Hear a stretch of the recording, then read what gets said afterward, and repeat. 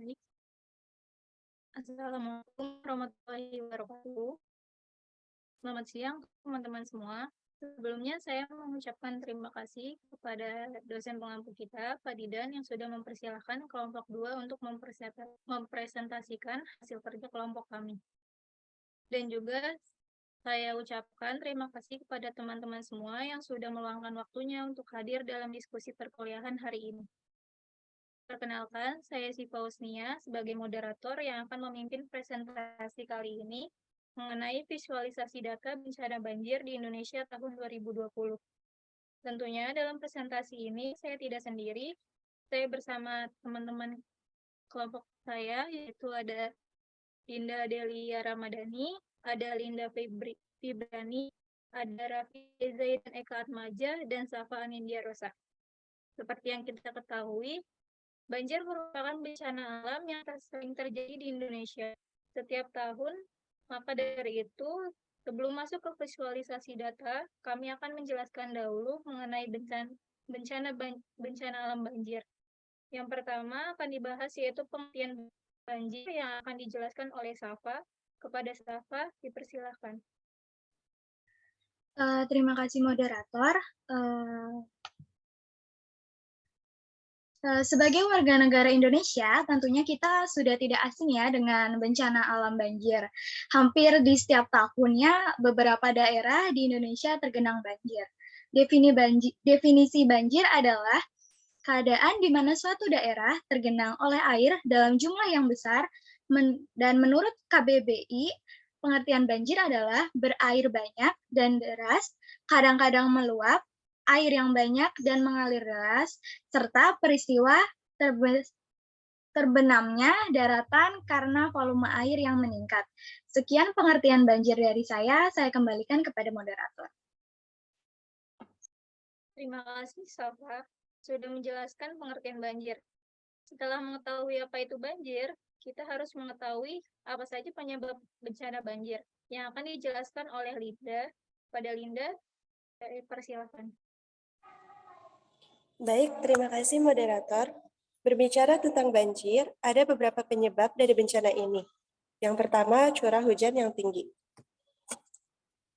Curah hujan yang tinggi terjadi akan berdampak pada meningkatnya volume air di daratan. Bila air tidak bisa terserap dengan sempurna oleh tanah atau dialirkan ke sungai, maka ini bisa menyebabkan banjir.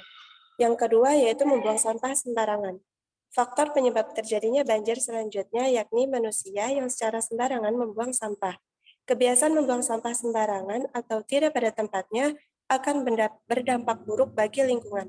Membuang sampah sembarangan bisa merusak aliran sungai yang kemudian memicu terjadinya banjir. Yang ketiga yaitu penebangan hutan liar.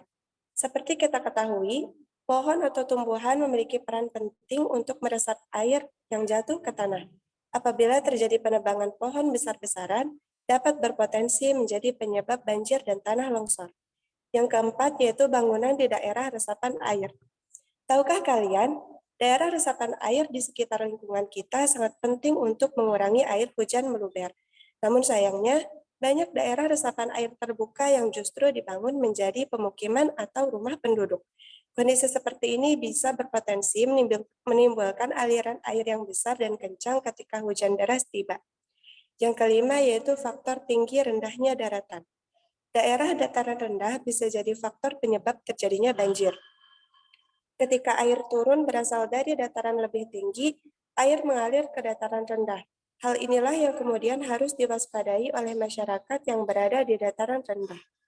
Yang keenam yaitu pemanasan global.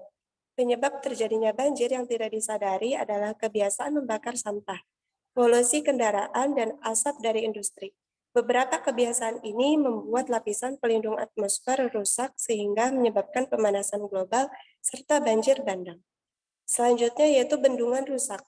Bendungan yang usianya tua meningkatkan risiko mengalami kerusakan serta menjadi penyebab terjadinya banjir. Oleh karena itu, perlu dilakukan pengecekan kondisi bendungan berkala untuk mencegah terjadinya banjir. Sekian pemaparan penyebab banjir dari saya kembalikan kepada moderator. Terima kasih Linda sudah menjelaskan penyebab banjir. Selanjutnya, ada beberapa jenis banjir yang akan dijelaskan oleh Safa. Kepada Safa, dipersilahkan. Baik, terima kasih moderator. Di sini saya akan memaparkan beberapa jenis banjir. Yang pertama ada banjir air biasa. Banjir air adalah banjir yang disebabkan oleh meluapnya air yang berasal dari sungai, danau, parit, atau selokan yang mengenangi wilayah sekitarnya. Banjir jenis ini adalah banjir yang sering terjadi dan dialami masyarakat. Pada umumnya, banjir air disebabkan oleh debit air yang meningkat akibat air hujan dalam waktu yang lama. Yang kedua, ada banjir bandang. Banjir bandang merupakan jenis banjir yang sangat berbahaya. Ketika banjir bandang terjadi, air tercampur dengan material lain, seperti lumpur, bebatuan, dan batang pohon, akan menciptakan kerusakan parah pada daerah-daerah yang dilewatinya. Banjir ini datang secara tiba-tiba dan diakibatkan oleh intensitas hujan yang tinggi di daerah pegunungan serta pengaruh kondisi hutan yang gundul. Selanjutnya ada banjir rob. Banjir rob adalah genangan air yang terjadi di kawasan pesisir akibat pasang surut air laut. Biasanya banjir ini terjadi di daerah pinggiran pantai yang memiliki ketinggian permukaan tanah di bawah permukaan air laut. Yang terakhir ada banjir lahar dingin, yaitu banjir lahar dingin adalah material letusan gunung api berupa abu, kerikil, pasir, dan bebatuan yang tersapu air hujan di bagian hulu dan turun melalui lereng gunung atau sungai-sungai. Sekian, saya kembalikan kepada moderator. Baik, terima kasih Safa sudah menjelaskan jenis-jenis dari banjir. Selanjutnya, yang akan kita bahas adalah dampak akibat dari bencana banjir yang akan dijelaskan oleh Raffi. Pada Raffi, dipersilahkan. Baik, terima kasih moderator. Semua bencana banjir pasti memiliki dampak yang cukup merugikan. Berikut dampak akibat banjir. Yang pertama, dampak banjir bagi keselamatan dan kesehatan manusia.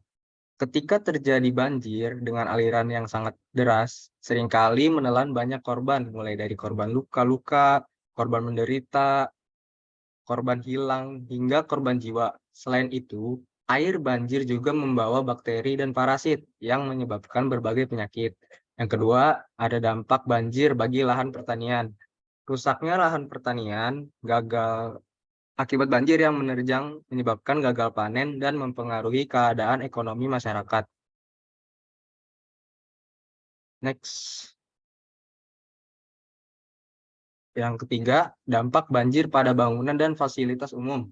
Dampak banjir yang menerjang suatu daerah akan menyebabkan kerusakan bangunan yang ada di daerah tersebut, mulai dari rumah tangga hingga fasilitas umum yang ikut rusak. Hal ini membutuhkan perbaikan yang tidak sedikit. Yang keempat, dampak banjir bagi sosial ekonomi manusia. Akibat banjir menerjang kegiatan ekonomi manusia, harus berhenti sementara waktu yang menyebabkan perekonomian menurun dan membutuhkan waktu agar dapat meningkat kembali. Next. Yang kelima, dampak banjir pada kebutuhan air bersih. Tingginya banjir dapat menyebabkan masyarakat kekurangan air bersih, padahal air bersih sangat dibutuhkan. Yang keenam, dampak banjir pada komunikasi masyarakat. Terputusnya komunikasi akibat jaringan listrik dan internet yang mati menyebabkan aktivitas manusia tidak bisa berjalan dengan normal, serta penanganan dan pertolongan terhadap masyarakat terdampak banjir menjadi berjalan lambat. Next. Dan terakhir, dampak banjir terhadap kelestarian lingkungan. Nah, limbah-limbah yang terseret oleh air banjir menyebabkan kontaminasi ke seluruh wilayah yang terserang banjir. Penyebaran limbah ini dapat merusak kelestarian lingkungan sekitar, sehingga menyebabkan munculnya berbagai penyakit. Selain itu, jika sampai wilayah perairan seperti sungai, danau, dan laut, juga dapat meracuni makhluk hidup karena ekosistemnya sudah rusak akibat masuknya kontaminan kimia berbahaya dari limbah. Sekian penerapan mengenai dampak banjir dari saya. Saya kembalikan kepada moderator. Terima kasih Raffi sudah menjelaskan dampak akibat banjir. Setelah kita mengetahui tentang banjir, kita masuk ke dalam visualisasi data banjir yang di Indonesia tahun 2020 yang akan dijelaskan oleh Dinda. Kepada Dinda, dipersilahkan.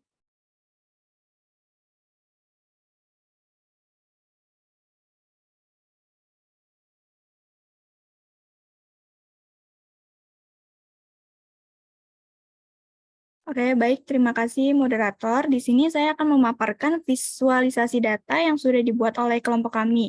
Data yang kami ambil itu bersumber dari data informasi bencana Indonesia oleh Badan Nasional Penanggulangan Bencana, yaitu data banjir di Indonesia tahun 2020. Berikut adalah dashboard pertama yang kami buat.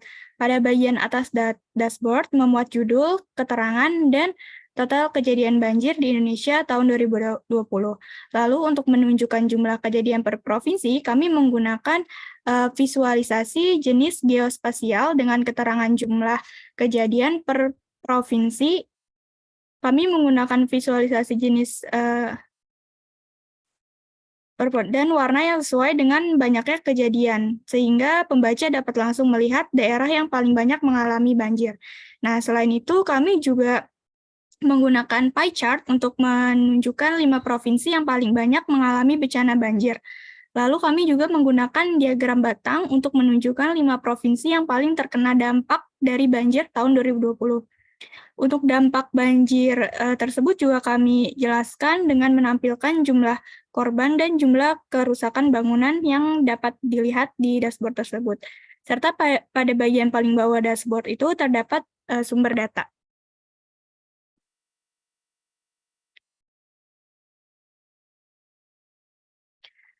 Selanjutnya adalah dashboard kedua yang kami buat. Hampir sama dengan dashboard pertama, kami juga menampilkan visualisasi data jenis geospasial. Untuk melihat jumlah kejadian per provinsi pada peta, kalian bisa mengarahkan kursor ke daerah yang kalian ingin lihat. Lalu juga ada pie chart untuk menunjukkan 5 provinsi yang paling banyak terkena banjir, dan juga diagram batang untuk menunjukkan 5 provinsi yang paling terkena dampak banjir.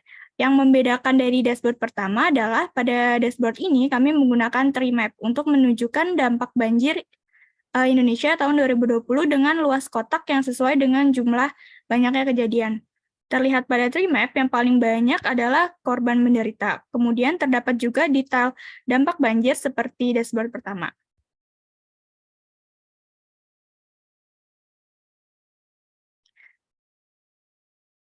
Selanjutnya, saya akan menjelaskan detail-detail data. Berikut adalah visualisasi data geospasial yang kami gunakan pada dashboard. Untuk melihat jumlah kejadian per provinsi pada peta, kalian bisa mengarahkan kursor ke daerah yang ingin kalian lihat. Contohnya, kalau misalnya kalian mau lihat di Maluku, ini tinggal kalian arahkan ke Maluku, nanti kelihatan tuh Maluku itu di 2020 mengalami banjir sebanyak 8 kali.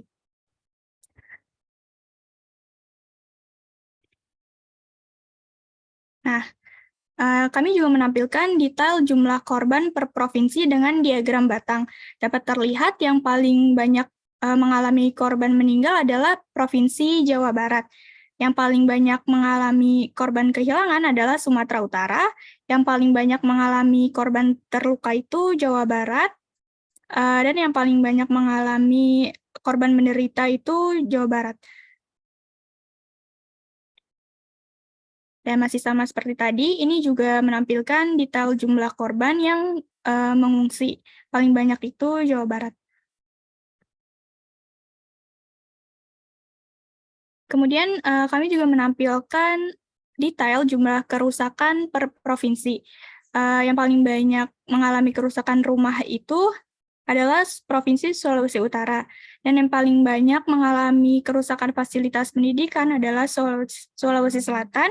Dan yang paling banyak mengalami kerusakan fasilitas kesehatan adalah Sulawesi Selatan, dan yang paling banyak mengalami kerusakan fasilitas peribadatan adalah Jawa Barat. Sekian penjelasan dari saya kembalikan ke moderator. Terima kasih Dinda sudah memaparkan beberapa visualisasi data banjir di Indonesia tahun 2020. Dari presentasi kali ini dapat disimpulkan bahwa banjir merupakan suatu bencana yang dapat menimbulkan berbagai dampak bagi masyarakat. Berdasarkan data banjir di Indonesia tahun 2020, kita dapat mengetahui bahwa jumlah korban dari berbagai dampak berbeda-beda setiap daerah di Indonesia. Dalam presentasi ini, kami dibantu visualisasi data dalam bentuk dashboard untuk menyampaikan data dampak banjir di Indonesia tahun 2020. Dalam dashboard kami menampilkan visualisasi geospasial, pie chart, diagram batang, dan tree map. Dengan hal tersebut, kita dapat mudah dalam memahami suatu data. Mungkin rangkaian presentasi data ini telah dijalankan. Sebelum diakhiri, apakah ada yang ingin bertanya sesuai dengan topik presentasi kali ini?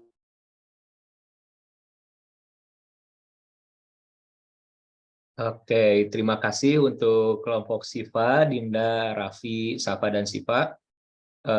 Baik sekali presentasinya, sangat menarik dan juga sangat jelas. Penjelasannya pun sangat bagus. Juga kerjasama kelompoknya sangat baik.